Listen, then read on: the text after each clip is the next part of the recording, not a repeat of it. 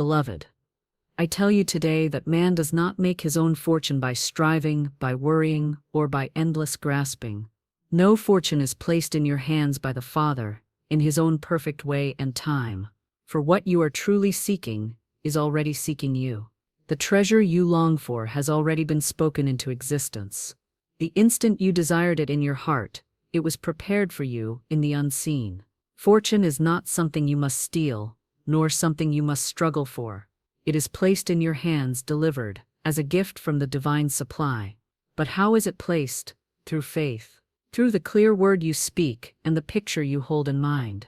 When you align with the thought of abundance, you align with the Father's storehouse. The law is simple. What you boldly claim, you receive. What you fear, you attract. What you give thanks for multiplies. I have seen men and women step into riches the very moment they let go of fear. A woman once said to me, "But Miss Shinn, there is no way for me to prosper. I have no channel." And I answered, "Then God is your channel. He is unlimited, and he will make a way where there is no way." And so it was. Within a week she received money from a place she had never imagined, a perfect example of the Father placing fortune directly into her hands. Your fortune is not locked away, it is not hidden from you. It waits at your very doorstep, until you open the door of faith and speak the word of command. Say, "Infinite Spirit, open the way for my immediate supply. Let fortune be placed in my hands easily and perfectly, in a way that harms no one and blesses all." You must be ready to receive it. Too many shut the door by doubt, by worry, by saying, "It is too late," or "It is too difficult." But nothing is too difficult for God. The moment you declare it done, you are no longer a beggar, you are an heir. An heir does not plead. An heir receives what belongs to him by divine right. The Father places fortune in your hands when you act as though it were already yours. Begin to bless your wallet, bless your bank account, bless every coin and bill you touch. Say, "This is the seed of endless fortune, and it multiplies under grace." And watch how quickly new doors open, new opportunities appear, new money flows. Do not limit the channels. Fortune may come through your work, through a gift, through a sudden idea, through what the world calls. But there is no chance in spirit. There is only order, timing, and divine placement. Therefore, walk today with the calm assurance that your fortune is already moving toward you. Every step you take is magnetized with supply. Every word you speak is a command of wealth. Every thought you hold is either a door opened or a door shut. Choose to open the door, choose to believe. Say with me now, "I am a child of God, and the Father places fortune in my hands. I give thanks that riches, opportunities, and blessings are mine by divine right, under grace, in perfect ways." And so it is. Beloved, watch now as the unseen becomes seen, and the fortune prepared for you is placed gently, directly, unmistakably in your hands. Man has been taught from childhood that he must labor, strive, and exhaust himself to earn even the smallest portion of life's blessings. He has been told that wealth comes only through hard struggle, endless hours, and bitter sacrifice. Yet I say to you, this is a false teaching, born of fear and limitation. For fortune is not wrestled from the world, it is placed in your hands by the Father himself. When you come to know the truth, you discover that every good gift is already prepared for you, and you need not strain to receive it. The flowers of the field do not toil, yet they are clothed in beauty. The birds of the air do not fret over their tomorrow, yet they are fed. Why then should man, the heir of divine inheritance, live in anxiety, chasing fortune as though it were running from him? Fortune does not flee from you, it seeks you. It is drawn to you when you awaken to the fact that God is the giver, and his gifts come without sorrow. Many believe they must fight for their share, competing with others as though supply were limited, but I tell you, the Father's storehouse is endless, and what is meant for you cannot be taken by another. When you stop striving in fear, and begin resting in faith, the very fortune you thought was far away, appears before you. It is not by the sweat of the brow, but by the word of spirit, that wealth flows. What the world calls luck, chance, or fortune is in truth the movement of divine order, placing in your hands exactly what belongs to you by right of consciousness. I recall a man who came to me, weary from his endless effort. He said, "Miss Shinn, I have worked day and night for years, but still my fortune slips from me. I see others prosper while I remain empty-handed. What am I doing wrong? And I replied, you are holding your fortune in bondage. You believe it is something you must seize, rather than something that is already prepared for you. The harder you grasp, the further it slips, for you are trying to take what the Father has already promised to place. He was astonished. I gave him an affirmation. I rest in the Father's abundance. Fortune flows to me with ease, and all that is mine comes to me now, under grace and in perfect ways. He began repeating it with faith. Within weeks, opportunities appeared without strain, offers of work, gifts, and connections he could never have manufactured. He was not chasing fortune anymore. Fortune was being placed in his hands. And so it is with all of us. When you cease believing in struggle and begin believing in divine supply, the whole atmosphere around you changes. You walk with calm assurance, knowing that fortune is moving toward you. You speak differently, you act differently, and people respond to you in new ways. Struggle creates resistance, but faith creates flow. The Father has never asked you to beg, never asked you to scrape the ground for pennies. He asks only that you recognize Him as the source, and that you step forward as His child, receiving what has already been given. Now this is not to say you sit idly with folded hands. No, faith is active, faith is expectation. Faith is moving in confidence, as though the blessing were already delivered. When the Father places fortune in your hands, He often guides you into the right action, the right idea, the right meeting. But it is not labor born of fear, it is action born of inspiration. You will find yourself moved to speak the right word, at the right time, to take the right step, to enter the right place. And there the fortune that belongs to you is waiting. Therefore, release the thought that you must earn fortune through endless struggle. Fortune is a divine gift. It has been written with your name upon it, sealed and placed in the Father's keeping, until you are ready to receive it. The world tells you, work harder, work longer, and maybe you will prosper. Spirit tells you, be still and know, trust and receive. And so, as you step away from struggle and into trust, you prepare yourself for the next great revelation, that your words spoken with faith are the keys that open the Father's storehouse. For it is through the word you speak, the decree you make, that fortune moves from the unseen into the seen.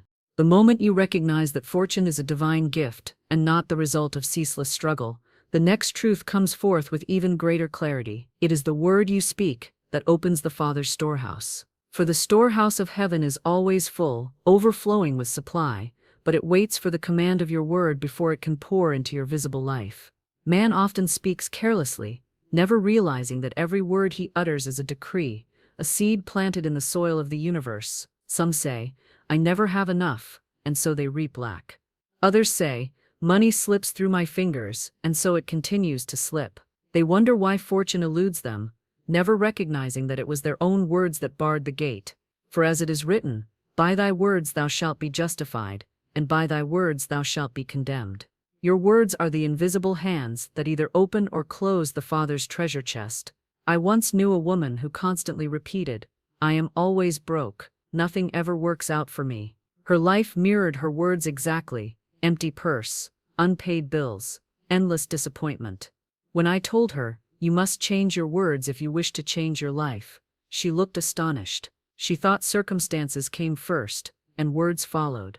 But it is always the other way around. Words are first cause. The outer world only mirrors the inner decree. I gave her an affirmation. I have a magical purse. It is always filled with money. It bulges with abundance, and it never fails me. At first she laughed, for it seemed absurd, but she chose to speak it daily with faith. Within a short time, her purse, which had once been empty, began to attract money in surprising ways. Unexpected gifts, forgotten refunds, sudden opportunities, all flowed into her life. She learned the secret. Her words had opened the storehouse. Man must guard his speech, as he would guard a treasure chest of jewels. To speak words of lack, worry or fear, is to scatter your fortune into the winds. But to speak words of faith, abundance, and thanksgiving is to summon fortune directly into your hands. Every word is a magnet, drawing to you its own likeness. To say, I am rich in divine substance, and fortune flows to me now under grace, is to set the law of supply in motion. There is no power in idle chatter, but there is tremendous power in the words spoken with belief. When you speak, do not speak as a beggar, hoping to be heard. Speak as an heir, declaring your inheritance. Speak with authority, for the Father has given you dominion through the word. What you decree with unwavering faith cannot fail to manifest. The storehouse of heaven is not limited by time, place, or circumstance. A single word of truth can move mountains, part seas, and release treasures hidden for generations. When you say, "I have riches untold prepared for me now," you align your life with the infinite supply that has always been yours. And when doubt arises, as it surely will, you must answer it with the stronger word. Speak directly against the lie, saying, "I cannot be denied. My fortune is already placed in my hands by divine right, and I receive it now." Words are not only spoken aloud, they are the silent thoughts you repeat all day long. Inner conversation is as creative as outer speech. If you speak wealth in public, but murmur fear in your heart, your fortune is delayed. But when your inner word and outer word agree, the law acts swiftly. You must therefore train your tongue and your thought to speak only life, only abundance, only faith. I recall another instance of a man who continually complained about his business. He said, "Business is slow, customers are scarce. I can't get ahead." I told him, "You are writing failure across your door with your very words. Begin today to say instead, 'Business is booming. Customers are pouring in. I prosper in every way." He obeyed, though it felt false at first. Within weeks his business transformed. New clients appeared, opportunities multiplied, and he laughed at the irony. He had spoken the very words that created his new success. So I tell you, fortune is not withheld. It is summoned by the decree of your tongue. Speak boldly, for your words are the key that unlocks the Father's endless supply. Do not describe what you see. Declare what you desire. For description binds you to the visible, but declaration opens you to the invisible. Say not, "I am poor," even if your purse is empty. Say, "I am rich in divine substance, and my fortune is placed in my hands now." The invisible will soon take shape in the visible, for the word goes forth and does not return void. And as you learn the power of the spoken word, you will find that faith must accompany it, for the word without belief is like a key without strength, it cannot turn the lock. Therefore, the next step on this path is to understand how faith removes every barrier, how it clears the channels, so that the fortune you decree may rush freely into your hands. When you have spoken the word of truth, you must stand upon it in unwavering faith, for the word without faith is like a seed cast upon barren soil. Faith is the fertile ground that allows your word to take root and bear fruit. Many speak affirmations but cancel them in the very next breath with fear and doubt. They decree, "I am rich, my supply flows freely," but then they whisper, "What if nothing happens? What if I fail?" And so the seed is pulled up before it has time to grow. Faith is the certainty that what you have declared is already done, though the outer world may give no evidence. It is walking as though your fortune were already in your hands. The Father does not ask for your struggle, He asks for your trust. He asks that you step out upon the invisible bridge, knowing it will hold you. The one who doubts hesitates and falls back, but the one who believes crosses safely and finds his fortune waiting on the other side. I once spoke with a man who had been declaring prosperity for months with no visible result. He told me, "Miss Shinn, I have said the words faithfully, yet nothing has changed."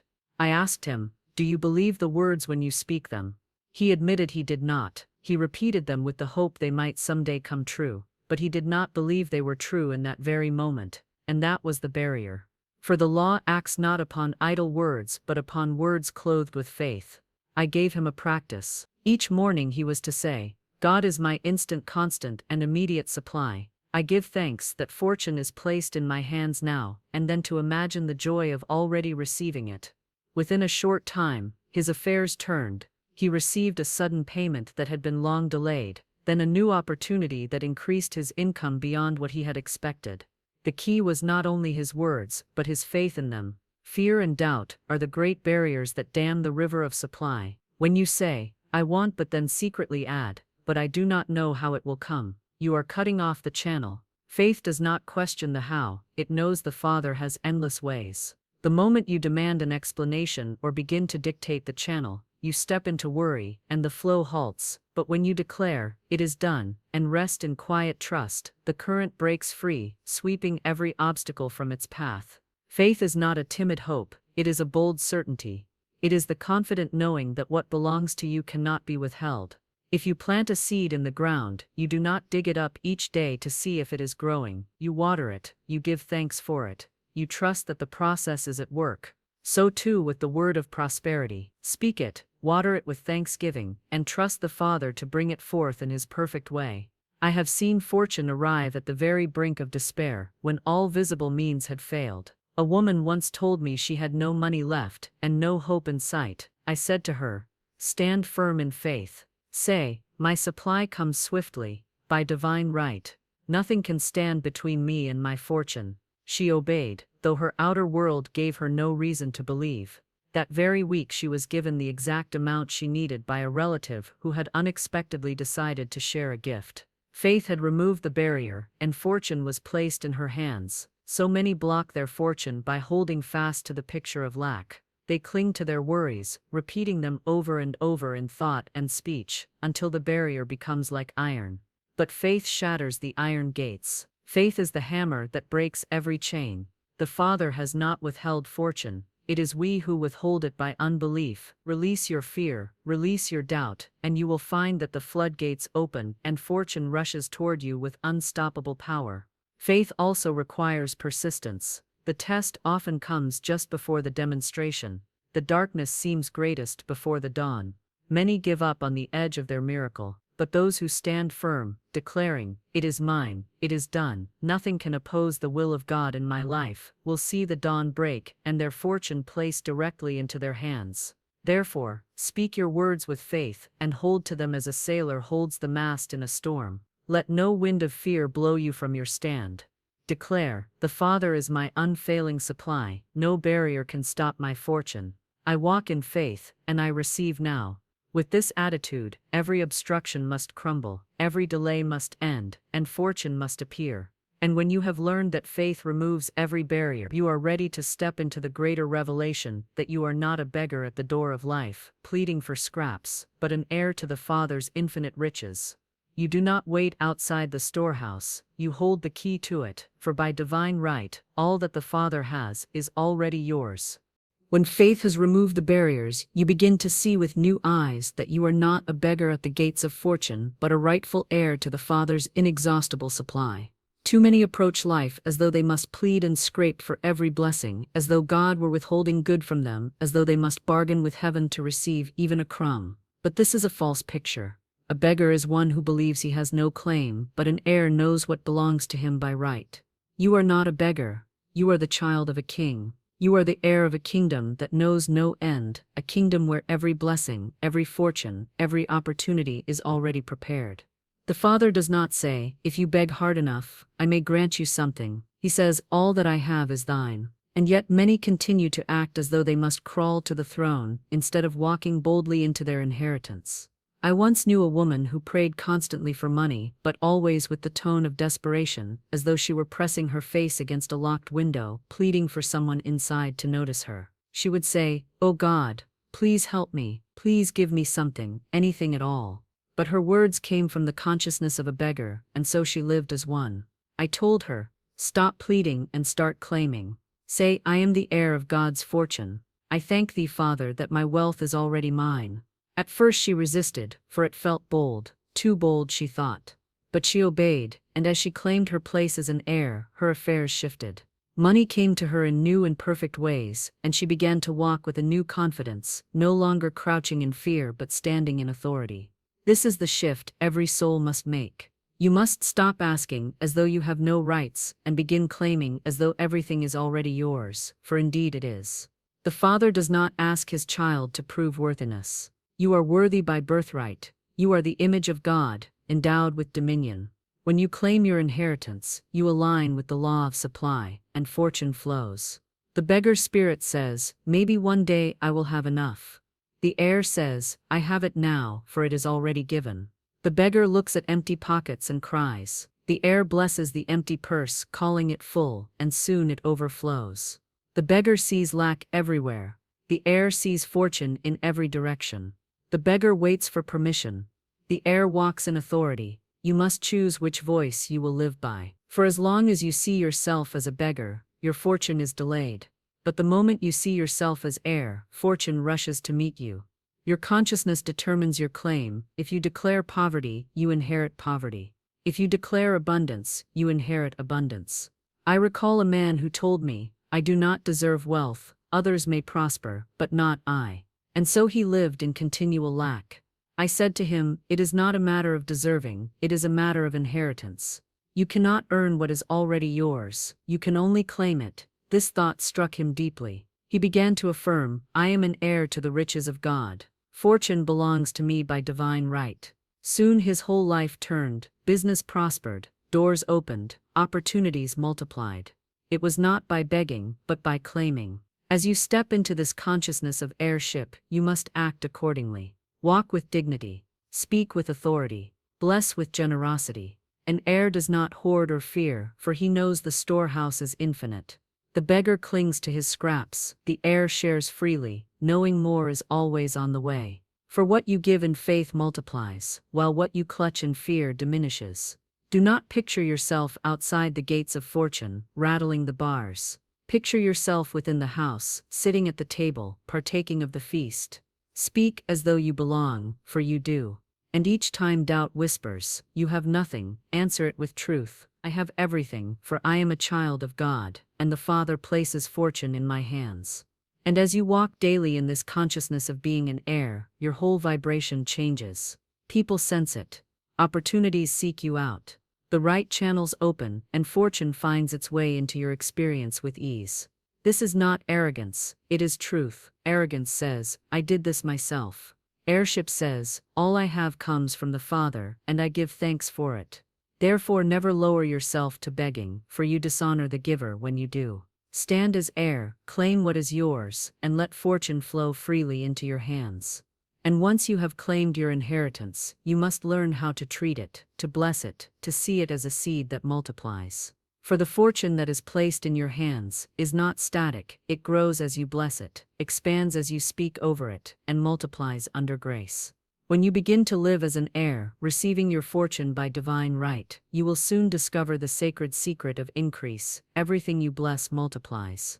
The Father places fortune in your hand not only to provide for your present need, but also to expand, to grow, to flow through you as a channel of blessing to others. And the surest way to open this flow is to bless what you already have. Many look at their possessions, their purse, or their circumstances with complaint. They say, "This is not enough. My money is too little, my home is too small, my work is insufficient," and with every word of complaint, they diminish what they hold. For ungrateful speech is like a cold wind upon a delicate flame, it snuffs out the fire of increase. But when you bless even the smallest coin, you call forth the law of multiplication. Gratitude is the magnet that draws fortune in ever greater measure. I once knew a woman who had only a few dollars to her name. She said to me, "Miss Shinn, how can I bless this? It is pitifully small." I told her, "Do not despise it. Begin to bless it as though it were a fortune. Say, 'This money is divine substance, and it multiplies under grace in perfect ways.'" She obeyed, and though it seemed foolish at first, she blessed her purse daily, thanking God for it as though it were overflowing. Within a short time, unexpected income appeared. Friends repaid old debts, opportunities to earn arrived, and her purse that had once seemed pitiful began to bulge. She had discovered the truth, that which you bless, increases. Every possession you hold is alive with divine substance, and when you acknowledge it with blessing, you awaken its power to grow. Bless your home, no matter how humble, and it will expand into greater comfort. Bless your work even if it seems small, and it will open into larger opportunities. Bless your very body, and it will be strengthened and renewed. The beggar complains, the heir blesses. The beggar curses what little he has, the heir multiplies it with thanksgiving. Even the smallest coin in your hand carries the seed of fortune. Hold it up and declare, "You are divine substance, and you grow and multiply in perfect ways." Speak to your bank account, no matter how small, and bless it as though it were abundant. Some may call this foolishness, but the wise know that words are creative power, and gratitude is the force that unlocks increase. I recall a man who constantly lamented his debts. He would say, "These bills are crushing me, I cannot keep up." And so, the bills multiplied, for he had blessed them with fear and complaint. I told him, stop cursing your bills, begin to bless them. Each time one comes, say, I give thanks that this bill is already paid by divine right. I bless it, and I bless the money that pays it. At first he resisted. He said, how can I give thanks for something that burdens me? But when he shifted his speech and began to bless instead of curse, a change occurred. Unexpected funds arrived, his business prospered, and soon his debts were cleared. He learned that what you curse remains, but what you bless dissolves or multiplies as needed. Blessing lifts your consciousness from lack into abundance.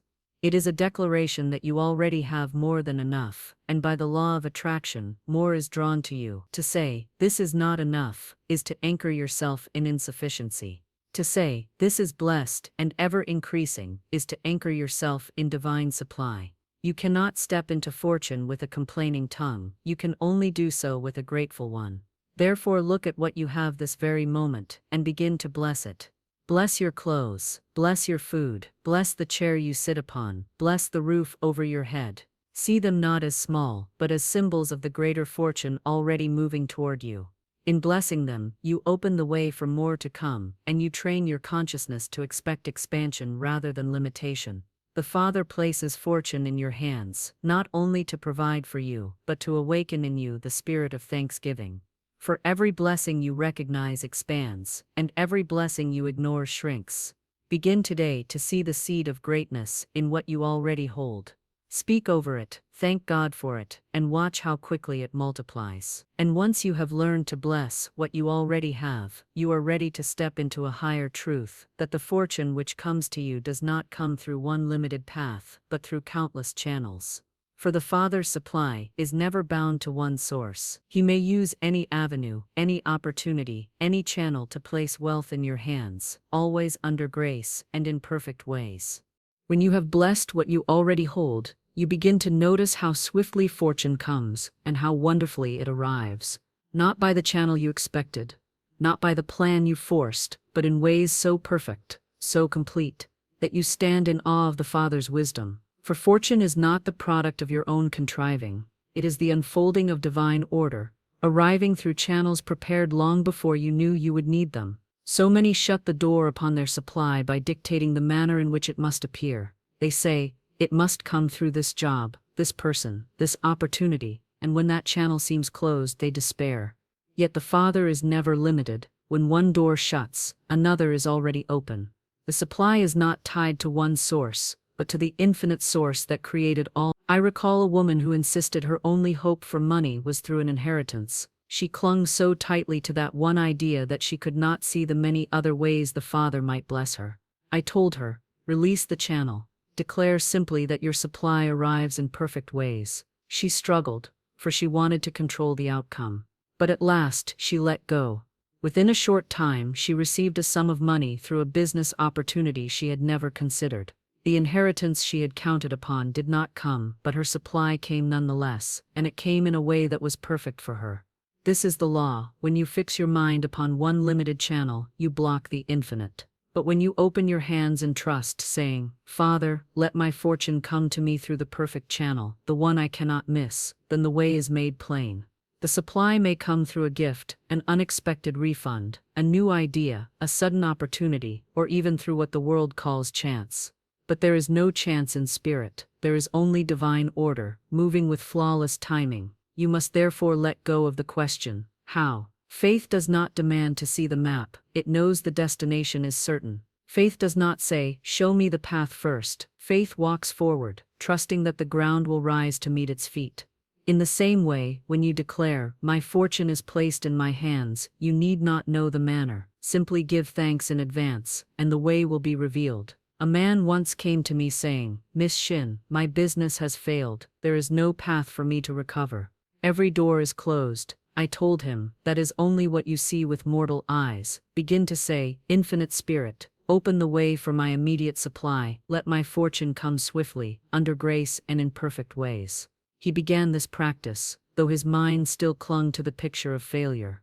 Within days, he was offered a partnership in a venture that proved far more prosperous than his previous business. He learned the truth, what seemed like an ending was in fact the perfect beginning. Fortune always arrives in ways that bless all and harm none. If the thing you desire requires another's loss, it is not divine supply. True fortune arrives clean, free of sorrow, carrying with it joy and ease. The world's wealth is often gained by struggle, trickery, or fear, but divine fortune flows in perfect harmony, leaving no debt, no regret, no stain. That is how you may know the difference, and the timing is always flawless. Some grow impatient, demanding that supply come at once, not realizing that premature arrival could bring confusion or loss. The Father knows the exact moment when fortune must be placed in your hands, and He never delays. His timing is not too late, nor too soon. It is perfect. Therefore, trust in divine timing as well as divine supply. Say, I give thanks that my fortune arrives now, in the right way, at the right time, with perfect results. When you live in this consciousness, you will find yourself at the right place at the right moment. You will meet the right person, hear the right word, or receive the right idea. What the world calls coincidence is nothing more than the perfect arrangement of divine order. There is no struggle in this, it unfolds as naturally as a flower opening to the sun. Therefore, release the channels. Let go of your limited plans, stop dictating to the universe, and start trusting. Say, I open my hands wide, and I receive my fortune through perfect ways, under grace. Then bless every opportunity, every door, every connection, for the Father may use any one of them to deliver your fortune. And as you witness fortune arriving in such perfect order, you begin to understand another great truth, that your inner pictures, the visions you hold steadily in mind, are what align you with these perfect channels. For what you imagine and dwell upon inwardly, you magnetize outwardly. The images of your heart are seeds planted in the field of spirit, and fortune rushes to take the form you hold most firmly.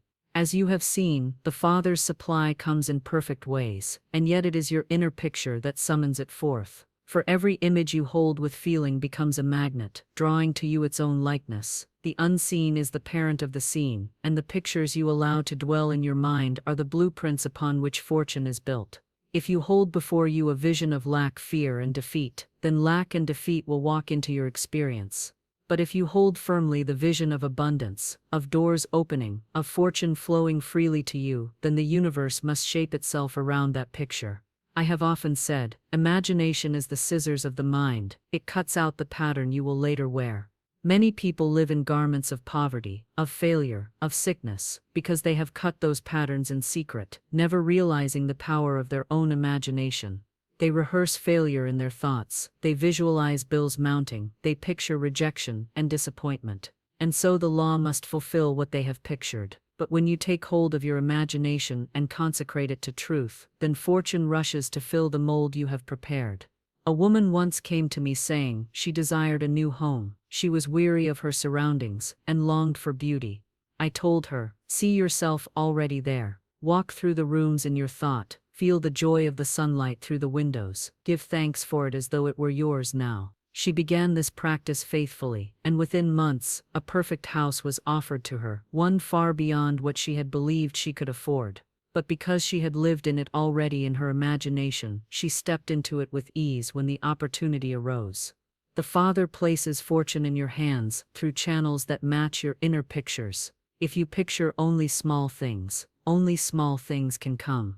If you dare to picture greatness, beauty, and abundance, then the universe is compelled to move heaven and earth to bring it into form. For the law does not fail. It is as certain as planting a seed in the ground. You cannot plant thorns and expect roses, nor can you hold images of fear and expect fortune. Therefore, I tell you, guard your inner pictures as carefully as a painter guards his canvas. Refuse to paint in the dark colors of fear and doubt. Instead, daily give time to building bright, radiant pictures of success, health, wealth, and joy. Do not wait for evidence to appear first. See it now, and by your seeing, you prepare the way for its arrival. There is a secret to this practice. It must be done with feeling. Empty daydreams bear no fruit, but when you feel the joy, the gratitude, the relief, as though the thing were already yours, then the picture is impressed upon the subconscious, and the subconscious works day and night to bring it into manifestation. You are not struggling to make it happen, you are simply holding the vision, and fortune is drawn as iron to a magnet. One man I knew was constantly anxious about his business.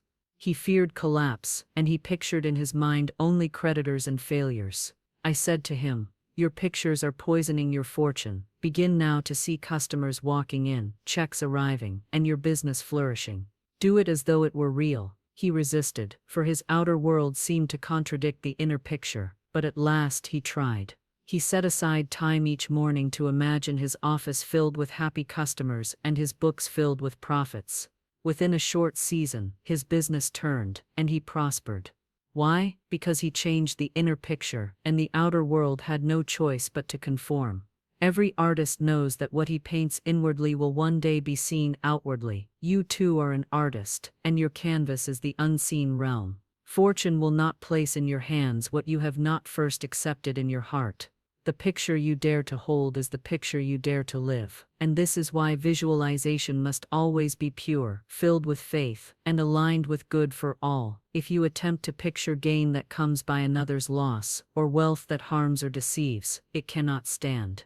It may flash for a moment, but it will collapse, for it has no foundation in divine law. True fortune placed in your hands by the Father flows clean, lifts up, blesses, and leaves no stain of sorrow. When you visualize, therefore, add always the words "this or something better now manifests for me under grace, in perfect ways." This seals the vision in divine order and prevents your limited mind from blocking the greater good the Father may have prepared for you. You may picture a single door, but the Father may have a palace waiting. Do not tie his hands, allow him to surprise you. So I say again, hold radiant pictures, see yourself blessed, supplied, at peace. Walk in your mind already clothed in fortune, and fortune will hasten to clothe you outwardly. You cannot live rich inwardly and remain poor outwardly for long. The inner picture is the cause, the outer world is the effect. And when you have trained yourself to see abundance and fortune as your constant reality, the words you speak will take on even greater power. For your affirmations are the voice that seals your pictures, the spoken decree that commands the law of supply to act. Visualization prepares the mold, and affirmation seals it in truth, and so the Father, through word and image, places fortune directly into your hands. When the picture has been formed within, it is the spoken word that fastens it, seals it, and makes it ready for the Father to place directly in your hands. For the word is the rod of authority given to man, and every word uttered in faith is a command to the invisible substance of the universe. Life and death, success and failure, fortune and lack, all are held within the tongue, and so, when you affirm truth, you strike the final blow that releases your good. I have known men and women who held bright visions but weakened them with careless words. They imagined abundance yet constantly said, "I cannot afford it, I never have enough, things never work out for me," and so their picture was spoiled, their mold cracked, and their good could not come forth. For the law listens not only to your imagination, but to your decree. The Father cannot place fortune in the hands of those who constantly speak lack, for their words are like locks upon the very door they wish to open. But when one learns the art of affirmation, he learns to speak the language of God. An affirmation is not vain repetition, it is the declaration of divine truth. It is standing on the rock of spirit and saying, "This is so," even when every appearance denies it. It is calling the thing that is not, as though it were, until it is. The world may laugh and say, "Foolish words cannot change reality." But I say unto you, words build reality. They are the chisels of fortune carving out form from the unseen. One woman who came to me was crushed by debts. Every letter that arrived was a notice demanding payment. She feared her creditors, and every word she spoke was defeat.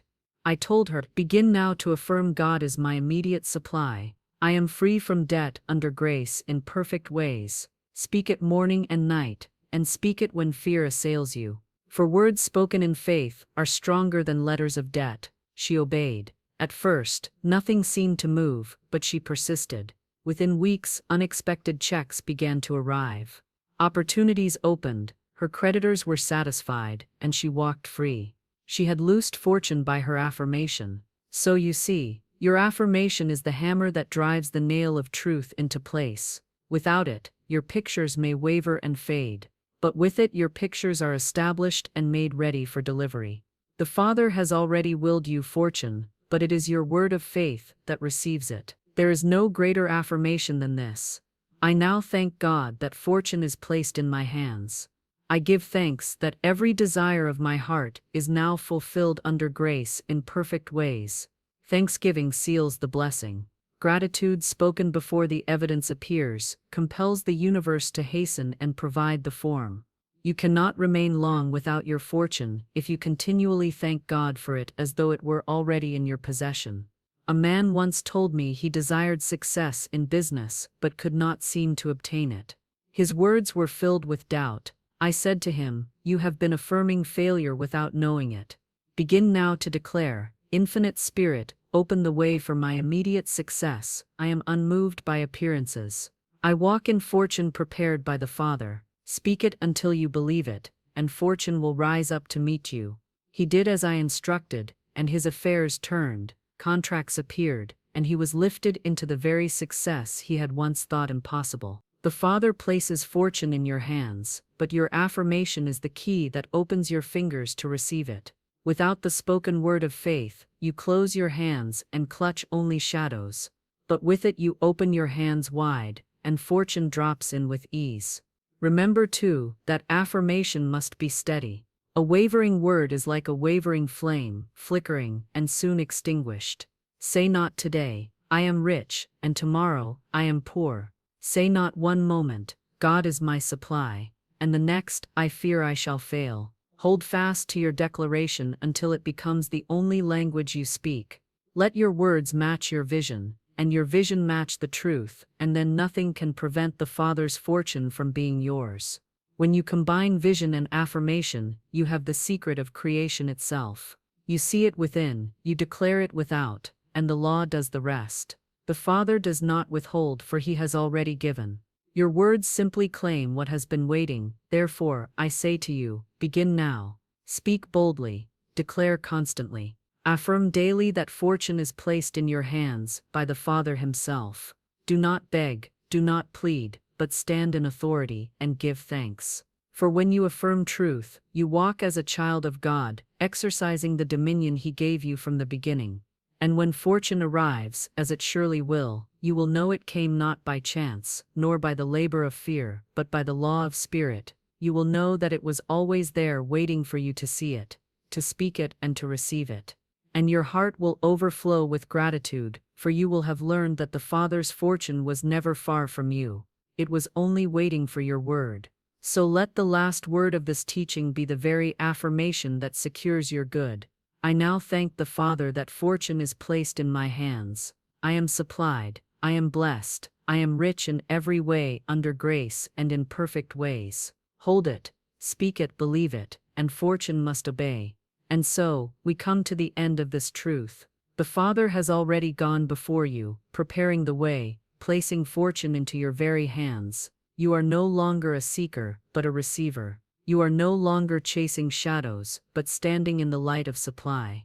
Let every word you speak from this moment be a decree of abundance. Let every thought be a picture of fulfillment, and let every breath carry thanksgiving, that your good is already yours. Say now within yourself, "I walk in the fortune of God, I give thanks that his treasures flow to me now. I see it, I affirm it, I receive it, under grace and in perfect ways." The Father withholds nothing, he delights to give you the kingdom. Believe this, declare this, and live this, and you shall see wonders. For your fortune is not coming, it is here. It is pressed into your hands by the very love that created you. Go forward rejoicing, for your supply is secure, your way is prepared, and your cup is running over.